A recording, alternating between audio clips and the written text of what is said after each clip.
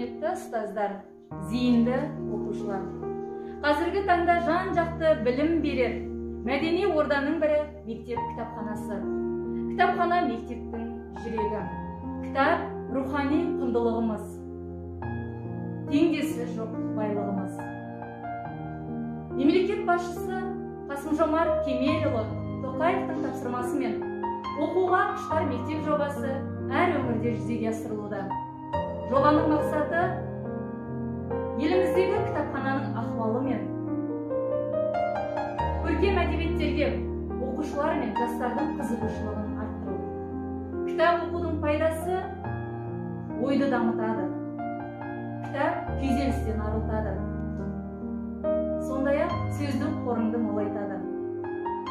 Кітап оқу ой мен есте сақтау қабілетін арттырады.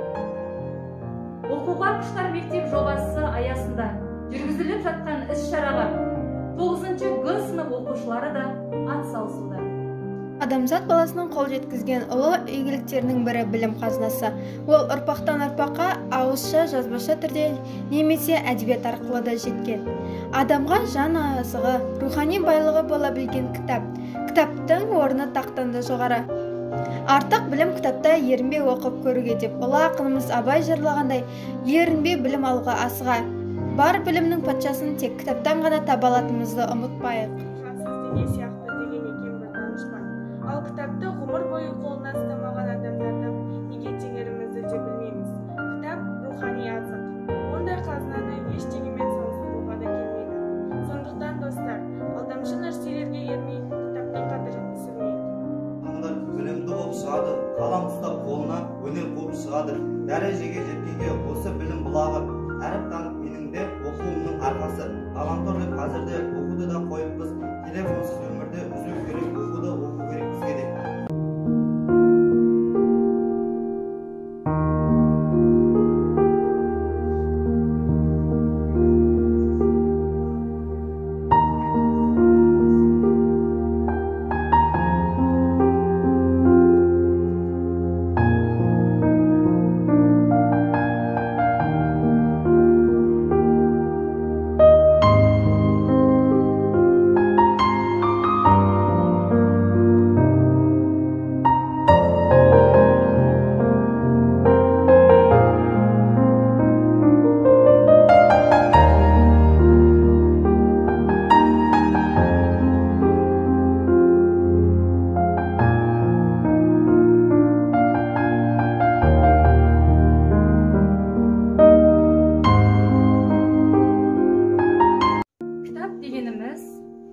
Алдыңғы ұрпақтың артқы ұрпаққа қалдырған рухани өсиетін.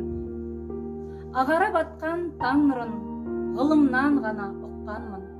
Халқымның тарих тағдырын кітаптан оқып шыққанмын. Көздерін тауып мұқаба, оқырман қауым қолғалар. Қалың ба, мейлі, жұқама, жүрекке кітап жол табар. Жүйткіген пойыз ырғағы, ақынның отты жырлары, әлемнің жұмбақ сырлары, кітапта толып тұр бәрі. Құрметті оқырман, мен сіздерді кітап оқуға шақырамын.